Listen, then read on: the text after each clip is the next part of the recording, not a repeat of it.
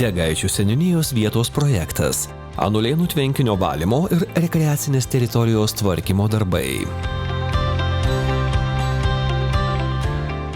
Pradžia buvo paprasta, kadangi bendruomenė aktyvi. Tvenkinį turi nuo seniai, maudyklos buvo čia ir žmonės pradėjo galvoti, kad būtų gerai atsinaujinti visą tą reikalą.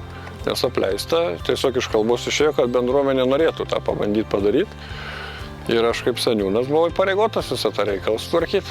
Siekių mūsų bendruomenė turi labai daug jau ir gyvendinom. Iš tikrųjų, labai aktyviai jau dirbam gal kokius, sakyčiau, 4 metus. Tai pradėjus nuo paprastų švenčių organizavimų projektėlių, nuo dalyvaujamojo biudžeto.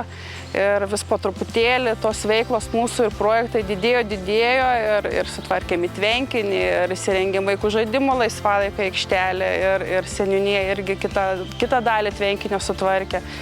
Atsinaujinom, manau, kad dar ne pabaiga, darysim toliau, kaip seksis, nežinau. VVG bendruomenėms yra labai geras išsigelbėjimas organizuojant renginius, organizuojant viešų erdvių tvarkymus. Labai iš tikrųjų kiekvienais metais stengiamės sudalyvauti ir pasiimti tą dalį pinigėlių, kad pasidaryta kažkokia šventė bendruomeniai, kad susitvarkyti kažką ir kad bendruomenė aktyviai galėtų gyventi ir draugauti. Tai buvo projektas Anulėnų tvenkinio infrastruktūros tvarkymas.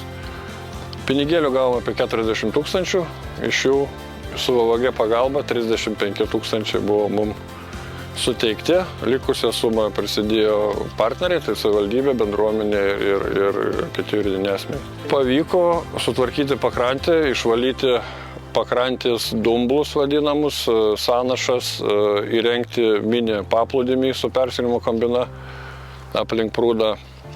12 suoliukų berods su šiukšlinėm, kad galėtų žmonės ateiti, pasėdėti, pažvejoti ir, kaip sako, gerai praleisti laiką. Šiuo metu bandom ieškoti idėjų ir kažkokių variantų, kad galėtumėm įsitraukti į socialinio verslo projektus, į bendruomeninių idėjų projektus ir norim daugiau išplėtoti tą mūsų bendruomenės aktyvumą, kad būtumėm daugiau matomi ir daugiau žinomi.